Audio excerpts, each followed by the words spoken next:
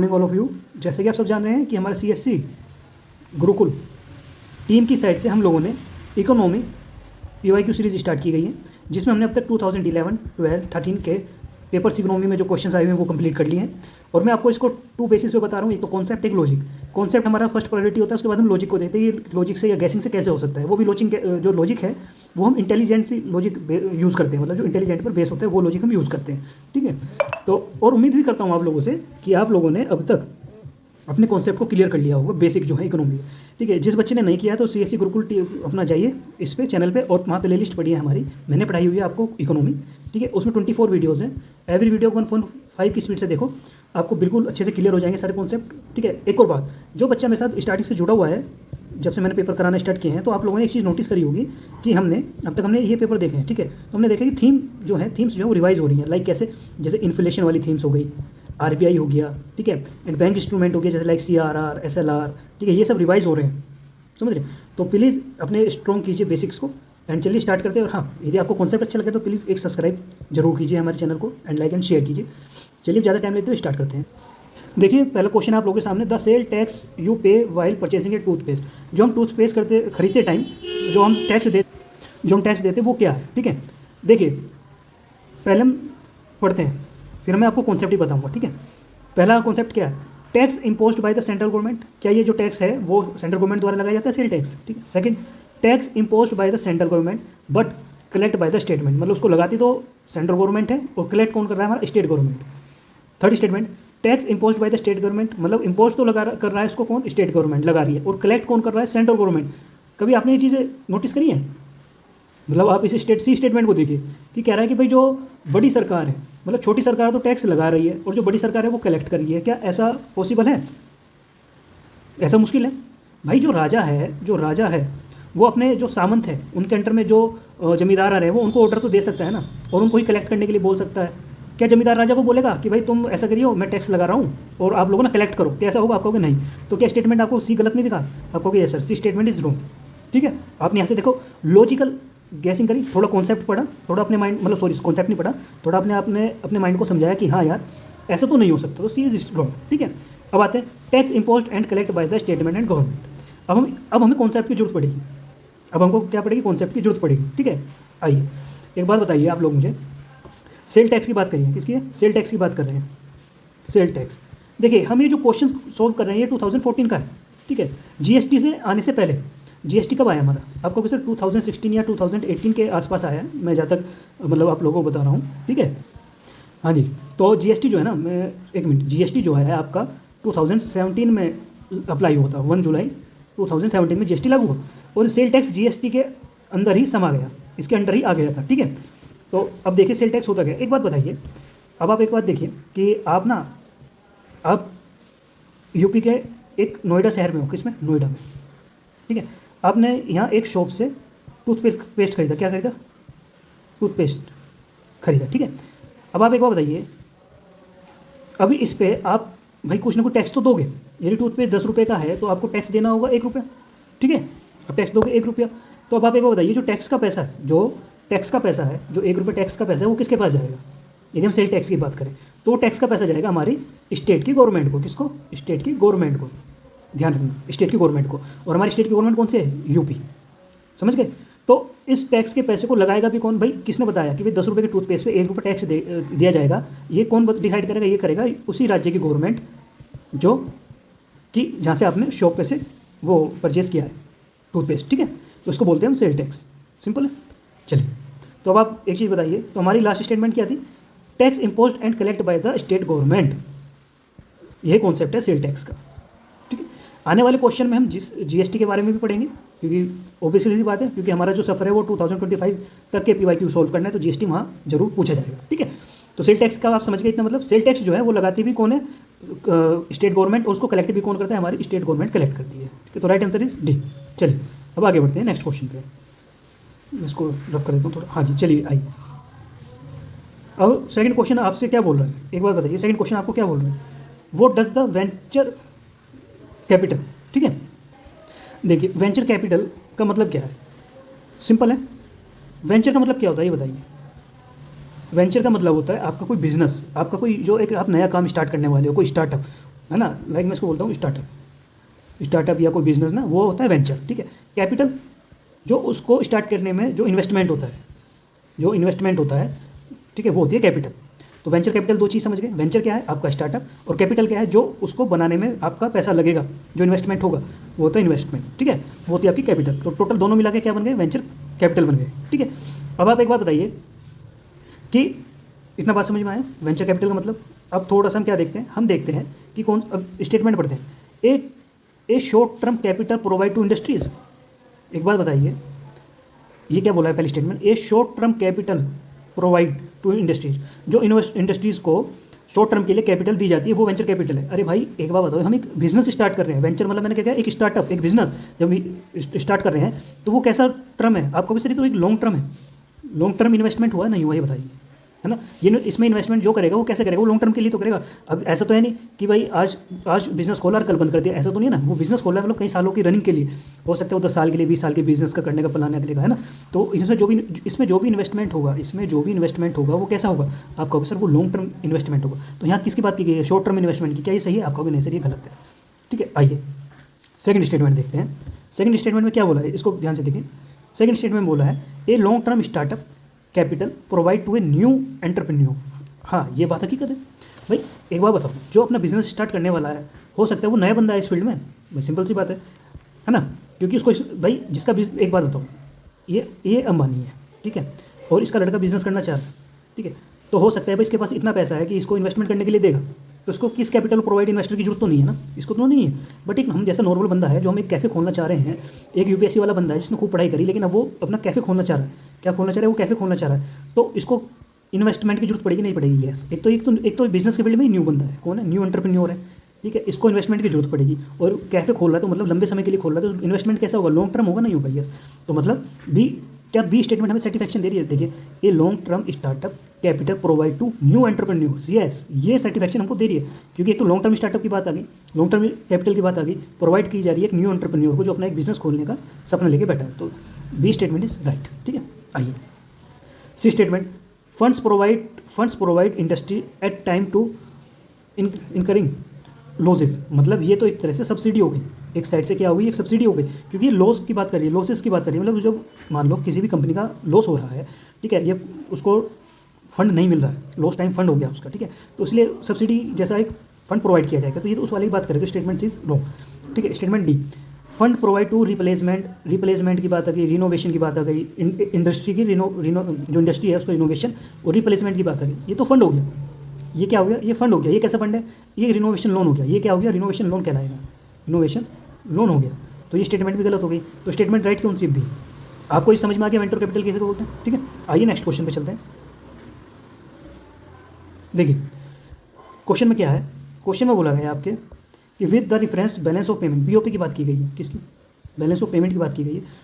एक बात का ध्यान रखना, कल मैंने आपको 2013 का पेपर करवाया था, इसमें मैंने बीओपी के फुल कॉन्सेप्ट बताए थे। जिस बंदे ने वो वीडियो देखी है वो इसको क्वेश्चन को कब तक कर भी चुका होगा, उसने कर भी दिया होगा, ये भी पक्का, ठीक है।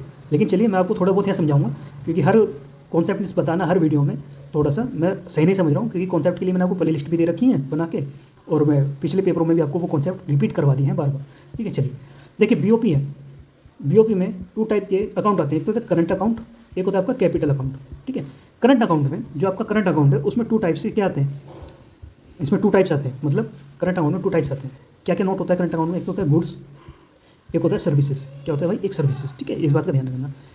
पहली बात, जो आपका गुड्स है, जो गुड्स है उसमें 2 चीज़ें होती हैं, क्या होती हैं, 2 चीज़ें होती हैं। क्या, गुड्स में आपका जो भी डाटा है, गुड्स मतलब जैसे आपने कोई कार खरीदी है, एक्सपोर्ट करी है, इंपोर्ट करी है, कोई मशीन एक्सपोर्ट इंपोर्ट करी है, वो करंट अकाउंट के गुड्स में लिखा जाएगा, और वो भी किसमें, balance of trade, balance of trade में, ठीक है।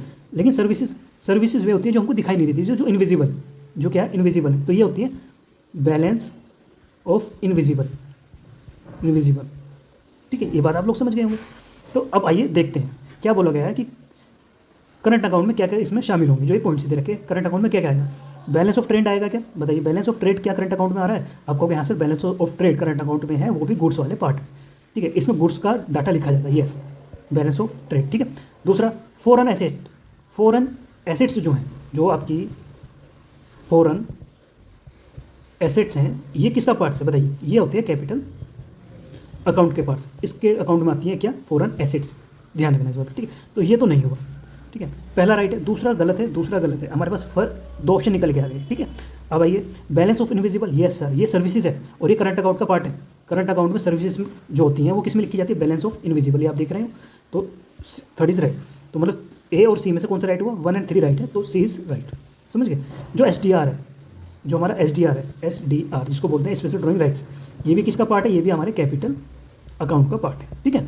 तो ये बस ये स्टेटमेंट फोर्थ नंबर भी गलत होगी, तो आंसर क्या है, सी हमारा 1 और 3, ठीक है। चलिए आगे बढ़ते हैं, देखिए नेक्स्ट क्वेश्चन है, नेक्स्ट क्वेश्चन पे देखिए क्या बोला है, marginal standing facility rate and net demand and time liabilities sometimes appearing in news are use in relation, ठीक है। भाई न्यूज़ में ये रहती हैं MSFR and NDTL।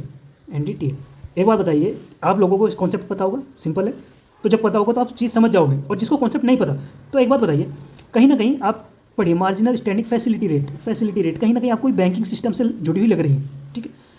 Time demand liabilities भी आपको कहीं ना कहीं बैंकिंग सिस्टम से जुड़ी लग रही है, क्या वो कम्युनिकेशन नेटवर्क में ऐसी टर्म्स यूज़ होंगी। अब भाई वहाँ फैसिलिटी रेट्स की बात कर रहे हैं, मार्जिनल स्टैंडिंग, तो आपको नहीं सर। मिलिट्री स्टडीज आप कहोगे नहीं sir. Supply and demand to agriculture नहीं सर। तो क्या बैंकिंग ऑपरेशंस हैं, ठीक है। अब आपको मैं कॉन्सेप्ट बता देता हूँ। एक बात बताइए, देखिए एक हमारा सब जो बैंक, फादर ऑफ बैंक कौन है हमारे इंडिया में, RBI, ठीक है। बैंकर्स का बैंक किसको बोला गया, RBI को। अब एक बैंक है SBI, मान के चलिए ये अपने बहुत ही बुरे समय में चल रहा है, ये लॉस में चल रहा है बहुत तेज़ी से, अब ये करप्ट होने वाला है, ये गिरने वाला है।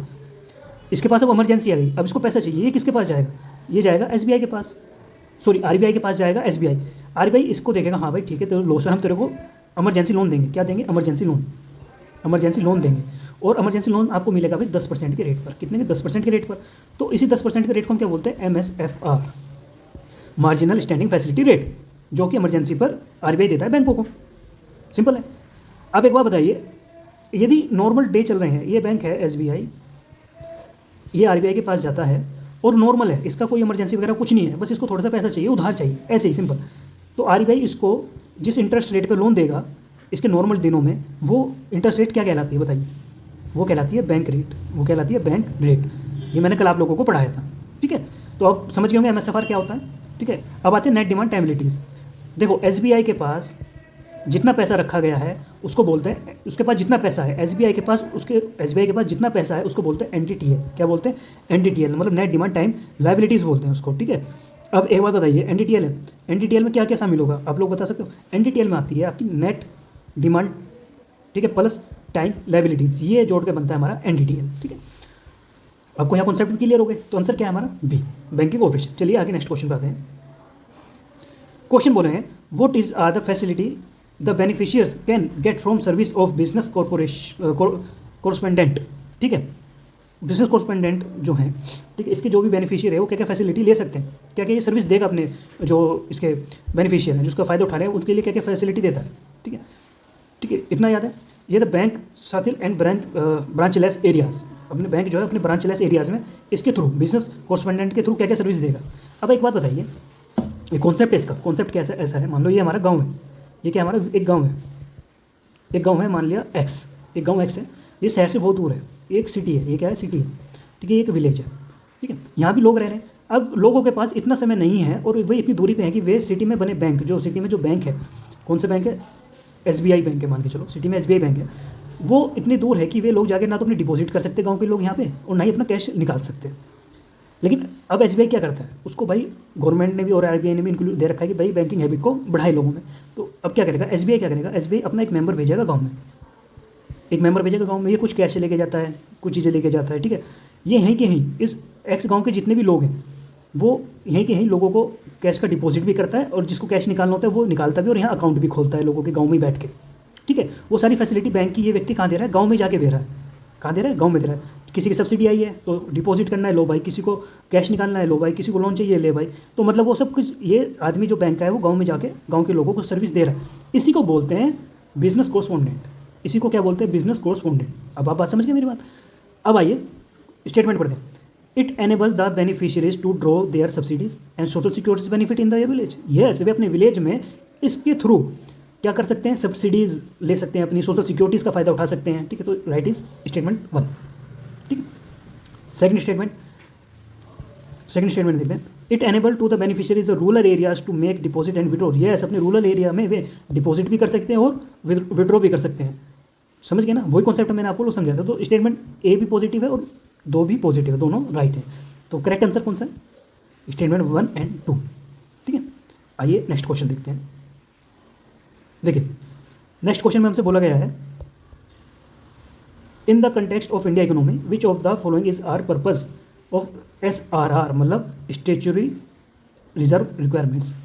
अब एक बात बताइए, जो हमारा SSR है, SRR स्टेचुरी रिजर्व रिक्वायरमेंट्स, ये मिलकर बना होता है, बताइए किसे? CLR प्लस SLR, इससे तो मिलकर बना है। सिंपल है या नहीं, ये बताइए। CRR, ठीक है। अब आप एक बताइए CRR क्या होता है, मुझे बताओ, कौन बताएगा? आप कहोगे सर जो बैंक है, जब वो RBI के पास कैश के रूप में कुछ हिस्सा डिपॉजिट करता है, उसको बोलते हैं CRR। RBI बैंक द्वारा जो भी कैश डिपॉजिट किया गया है RBI में, बैंक ने जो भी कैश डिपॉजिट किया है RBI में, RBI उस पर ना तो लोन देगा ना ही इसको इंटरेस्ट देगा, इसको कुछ नहीं देगा। ठीक है, एक सिक्योरिटी के लिए जमा होगा, सिंपल सी। और वो भी जमा भी किस रूप में होगा? कैश के रूप में, only for cash, only cash, ध्यान रखना। ठीक है, उसको बोलते हैं CRR। अब SLR का मतलब होता है बैंक है, बैंक को अपने पास जितनी भी उसके पास डिपॉजिट है उसका कुछ परसेंट, NDTL का कुछ परसेंट। ठीक है, मैं बता रहा हूँ, जैसे बैंक है, अब बैंक का जो उसकी फुल डिपॉजिट है बैंक के पास, जो भी अपने पास जो भी जमा है, जो भी पैसा है बैंक के, मान लो 100 रुपये। अब इसको RBI ने बोला है कि भाई 20% आपको, कितना? 20% आपको SLR के रूप में रखना है अपने पास। ठीक है, अब वो 20% मतलब कितना होता है? 100 का 20% कितना हुआ? 20 रुपीज़। कितना हुआ? 20 रुपीज़। तो उसको अपने पास 20 रुपीज़ रखना होगा। कितना? 20 रुपीज़ रखना होगा। और इस 20 रुपीज़ को वो ना तो कस्टमर को लोन देगा, कुछ नहीं करेगा, इसका बस अपने पास रखेगा। लेकिन एक इसको छूट दी गई है, RBI ने बोला है कि ये जो 20 रुपीज़ है ना, या तो कैश के रूप में हो या गोल्ड के रूप में आप मिक्सअप रख सकते हो, या गवर्नमेंट सिक्योरिटीज़ बॉन्ड के रूप में अपने पास रख सकते हो। ठीक है, इसको बोलते हैं SLR। ठीक है, ये दोनों का मिला रूप क्या कहलाता है? CRR और SLR। SLR plus CRR is equal to SRR, मतलब स्टेचुरी रिजर्व रिक्वायरमेंट्स। अरे ये क्यों RBI ने ये क्यों लागू की है, आप लोग जानते हो? जिससे जो हमारी बैंक है, बैंक की स्टेबिलिटी बनी रहे, स्थिरता बनी रहे, बैंक डूबे ना, बैंक करप्ट ना हो। तो इसलिए ये 2 चीज़ें RBI द्वारा लाई जाती हैं। ठीक है, अब आइए देखते हैं, अब बोल रहे हैं कि भाई इनका पर्पज़ क्या है, स्टेटमेंट पढ़ते हैं। The enable the bank, central bank to control the amount of advance the bank can create. क्या इनके द्वारा जो सेंट्रल बैंक है वो अमाउंट को कंट्रोल कर सकता है बैंक की, जिससे वो एडवांस पैसा ना बना सके? आप कहोगे यस सर। अब कैसे? अब एक बात बताइए, जब हमने RBI ने बैंक को बोला कि भाई 20 रुपये तू मेरे पे रख CRR में और 20 रुपये अपने पास रख SLR में, और बैंक के पास है 100 रुपये, भाई बैंक ने 20 यहाँ रख दिए, 20 यहाँ रख दिए, कितने चले गए बैंक के? बैंक पे बचे कितने? आप कहोगे सर बैंक पे तो 60 रुपये बचे, क्योंकि 20 रुपीज़ तो यहाँ रख दिए CRR RBI के पास जमा, और 20 रुपये अपने पास रखे ना। तो वो इन दोनों, अब CRR और SLR में जो पैसा लगा है वो लोन पे तो नहीं दे सकता, लोन पे नहीं देगा तो उसे इंटरेस्ट नहीं मिलेगा, तो उसको खुद का पैसा नहीं बनेगा। सिंपल सी बात है, वो पैसा नहीं बना सकता। तो अब वो पैसा कितने पे बना सकते हैं? सिर्फ 60 रुपये पे बना सकता है। तो मतलब कहने का, हाँ सेंट्रल बैंक कंट्रोल करता है इनके द्वारा, SRR के द्वारा सेंट्रल बैंक कंट्रोल करता है बैंकों को एडवांस पैसा क्रिएट करने की, मतलब क्रिएट करने पर भी कंट्रोल कर सकता है। तो statement A is right. Statement second पढ़ते हैं, to make the people deposit with bank safe and liquid. Yes भाई, ये आप एक बार बताओ, जिस आदमी ने कुछ पैसा अपने पास रखा है, कुछ पैसा दूसरों के पास रख दिया है, मतलब कुछ पैसा बैंक ने अपने पास रखा है, कुछ RBI के पास रखा है, यदि वो बाद में बैंक डूब रहा होगा तो उसका पैसा ये काम नहीं आएगा ना, और लोगों का पैसा सेफ्टी में रहेगा। भाई यदि बैंक डूब भी रहा है ना, तो लोगों की जो डिपॉजिट है वो तो सेफ रहेगी ना, इनके द्वारा वो डिपॉजिट भी तो बैंकों के द्वारा दी जाएगी ना लोगों को, समझ रहे हो ना? क्योंकि उसके पास अभी पैसा है, उसका पूरा पैसा नहीं, ये 60 रुपये डूब गए हैं भाई, मैंने क्या बताया, 60 रुपये भी तो पैसा देगा वो, 60 रुपये उसको डूब गए हैं, लेकिन वो 40 रुपये बचे हुए हैं, वो 40 रुपये से लोगों का जो भी बकाया है, जो भी डिपॉजिट है वो तो रिटर्न हो जाएगी, नहीं हो जाएगी? यस। तो हाँ, स्टेटमेंट इज बी, मतलब स्टेटमेंट सेकंड इज राइट। ठीक है, समझ गए मेरी बात आप? कोई दिक्कत नहीं होनी चाहिए यहाँ पे। आइए आगे बढ़ते हैं। थर्ड स्टेटमेंट पढ़िए आप लोग, क्या बोल रहा है थर्ड स्टेटमेंट में? भाई थर्ड स्टेटमेंट में वो बोल रहा है, to prevent the commercial bank from making excessive profit. ठीक है, मतलब कहने का ये है कि जो हमारे कमर्शियल बैंक है उनको रोकता है SRR उनको रोकता है मैक्सिमम प्रॉफिट बनाने के लिए। क्या ये सही है? आप कहोगे नहीं सर, वो रोक नहीं रहा है, वो बैंक की स्टेबिलिटी बना रहा है, वो बैंक को स्टेबिलिटी दे रहा है, उसको स्थिरता दे रहा है। ठीक है, उसको डूबने से बचा रहा है। कौन? SRR। ठीक है, जबकि हमारी स्टेटमेंट थर्ड क्या बोल रही है कि जो हमारे कमर्शियल बैंक है उनको मैक्सिमम प्रॉफिट कमाने से रोक रहा है। नहीं, ऐसा नहीं है। SRR बोलता है कि 60 रुपये आपके पास है, मतलब वही मैंने बताया ना, 20 इसके पास रख दिए, 20 इसके पास रख दिए, बचे 60 रुपये, आप कितना ही पैसा कमा लो, वो तो नहीं बोल रहा। आप लोन दो, कुछ ही करो, आप कमा सकते हो, बट वो आपको प्रॉफिट बनाने से नहीं रोक रहा, वो आपको स्टेबिलिटी दे रहा है। SRR क्या बना रहा है, आपको स्थिरता देता है, ठीक है। इसलिए इसको बोल रहे हैं स्टेचुरी रिजर्व रिक्वायरमेंट। तो स्टेटमेंट 3 इज गलत। इसने number 4, the force the banks to have sufficient valued cash to meet their day by day requirements. मतलब बैंक को अपनी जो डे बाई डे की रिक्वायरमेंट्स है उनको पूरा करने के लिए इनफ, मतलब जो कैश है वो अपनी तिजोरी में रखने के लिए क्या ये बाध्य कर रहा है SRR? नहीं, ये नहीं बातें कर रहा भाई, ये आपको बाइंडिंग नहीं कर रहा है, आपको फोर्स नहीं कर रहा है कि आप अपनी तिजोरी में इतना पैसा रखो, उस पर कुछ मत दो, ऐसा नहीं बोल रहा है SRR। तो ये गलत हो गया। तो राइट आंसर क्या होगा? आपने देखा थर्ड गलत है, थर्ड गलत है, तो बचा क्या? 1 एंड 2 इज़ राइट, ठीक है। देखिए 1 2 एंड राइट इज, बात समझ में आपको आ गई होगी, ठीक है, क्या मैं कहना चाह रहा था SRR के बारे में। चलिए आगे बढ़ते हैं नेक्स्ट क्वेश्चन में। देखिए नेक्स्ट क्वेश्चन क्या बोल रहा है, of the interest rate decrease economy it will, क्या होगा? क्या बोला है? इफ़ द इंटरेस्ट, यदि इंटरेस्ट रेट को घटा दिया जाए इकोनॉमी विल, तो क्या हो सकता है? देखिए पहला, decrease the consumption expenditure in the economy, बकवास, ऐसा नहीं होगा। Increase the tax collection of the government, अरे नहीं भाई। Increase the investment expenditure the economy, yes, जब जेब में पैसा होगा तो आप एक्सपेंडिचर भी ज़्यादा करोगे। Increase the total saving in the economy, गलत। अब आप आंसर इज सी है, मैं इसका बता देता हूँ सी क्यों है। कॉन्सेप्ट समझिए, देखिए इसका कॉन्सेप्ट कैसा है, कॉन्सेप्ट ऐसा है। अब एक बार बताइए, ये बैंक है, कौन ही बैंक है, ठीक है, ये कंट्री के लोग हैं हमारे, ठीक है। बैंक पहले 10 रुपये दे रहा था, बैंक पहले मैं बोल रहा हूँ जब आपको 10,000 रुपये दे रहा था तो वो आपसे ले रहा था कितने? 100 रुपये, ठीक है। छोड़िए, आपको बैंक 10,000 रुपये दे रहा था और बदले में आपसे रिटर्न में ले रहा था 5,000 रुपये। ये ऐसे मत समझिए, सिंपल सी बात एक लेते हैं। बैंक है, कस्टमर को लोन दे रहा था कितने पे? 10% पे। अब 10% की इंटरेस्ट रेट हाई है, तो लोग क्या, ज़्यादा लोग लोन लेंगे, कम लोग लोन लेंगे, बताइए। जो कंट्री के जो पीपल्स हैं, जो सिटीज़न हैं, वो जो लोन लेंगे वो ज़्यादा लेंगे या कम लेंगे? 10% के रेट पे यदि इंटरेस्ट रेट हाई है बैंक की लोन की, आप कहोगे सर बहुत कम लोग लेंगे, ठीक है। कम लोगों की जेब में पैसा आएगा तो इन्वेस्टमेंट भी क्या होगा? इन्वेस्टमेंट भी क्या होगा? आप कहोगे सर कम होगा, क्योंकि हम लोगों की जेब में पैसा आया। लेकिन अब बैंक ने ऑफर निकाला, बोला भाई अब 1% पे या 2% पे मैं आपको लोन दूंगा, 10% खत्म होगी, 2% के रेट पे दूंगा। तो अब ज़्यादा से ज़्यादा लोग लोन लेंगे, क्योंकि लोन हो गया सस्ता, तो लोगों की जेब में आ गया पैसा। जब लोगों की जेब में पैसा आ गया, लोग क्या करेंगे? इन्वेस्टमेंट करेंगे। कहाँ करेंगे? कुछ बॉन्ड्स में करेंगे, कुछ अपना कंपनी खोलेंगे, कुछ स्टार्टअप खोलेंगे, इंफ्रास्ट्रक्चर करेंगे, तो इन्वेस्टमेंट ज़्यादा होगा। तो मतलब जब जेब में पैसा होगा तो इन्वेस्टमेंट जब ही होगा ना ज़्यादा, और इन्वेस्टमेंट ज़्यादा मतलब क्या? इन्वेस्टमेंट एक्सपेंडिचर का बढ़ना। तो मतलब ऑप्शन क्या बोला हुआ है? अब देखिए, increase the investment expenditure in the economy, yes, क्योंकि इंटरेस्ट रेट गिर गई है, लोगों को अब ज़्यादा पैसा लेना पड़ रहा है खुशी खुशी, क्योंकि सस्ती रेट में क्या मिल रहा है? लोन मिल रहा है, और इन्वेस्टमेंट ज़्यादा होने लगा कंपनियों में, कोई कंपनी बना रहा है, स्टार्टअप खोल रहा है, कोई शेयर्स में लगा रहा है, कोई बॉन्ड्स में लगा रहा है, तो इसलिए स्टेटमेंट इज राइट सी, ठीक है। आइए चलिए आज के लिए यहाँ पे हम समाप्त करते हैं। 2014 का पेपर हमने कंप्लीट कर लिया है, ठीक है। और मैं आप लोगों को लिए करंट अफेयर की सीरीज़ ला रहा हूँ जल्दी, इसको 2 पार्ट्स में हम रखेंगे। जो पहला पार्ट्स रहेगा वो मार्च 2025 से नवंबर 2025 फर्स्ट पार्ट। सेकंड पार्ट जो है करंट अफेयर का वो रहेगा आपका मार्च 2026 से लेके दिसंबर 2026 से लेके मार्च 2026 तक, ठीक है। देखिए कॉन्सेप्ट हमने यहाँ सारे पढ़ रहे हैं, और मैंने कॉन्सेप्ट की प्ले लिस्ट है दी हुई है, आप वहाँ कॉन्सेप्ट क्लियर कर रहे हैं। करंट अफेयर में करंट अफेयर भी पढ़ेंगे, प्लस जहाँ मुझको लगा कि आपको कॉन्सेप्ट समझाना चाहिए वहाँ मैं आपको कॉन्सेप्ट भी समझाऊंगा, ठीक है। चलिए आज के लिए रखते हैं, और प्लीज़ यदि आप लोगों को इन्जॉय आ रहा है कॉन्सेप्ट में, आप लोग अच्छे समझ रहे हैं, तो CSC गुरुकुल चैनल को please like and share and subscribe करें। आपके सब्सक्राइब की बहुत ज़रूरत है हमें फिलहाल, ठीक है, और आगे भी रहेगी, क्योंकि इससे आप लोगों का हमारे साथ प्यार बना रहता है, और एक विश्वास बना होता है कि हमें और अच्छा अपना बेस्ट देना है आप लोगों को। तो एक सब्सक्राइब करने में आप लोगों का भी कुछ नहीं जाता, और हमें एक मोटिवेशन बहुत जरूर मिल जाता है, ठीक है। Thank you.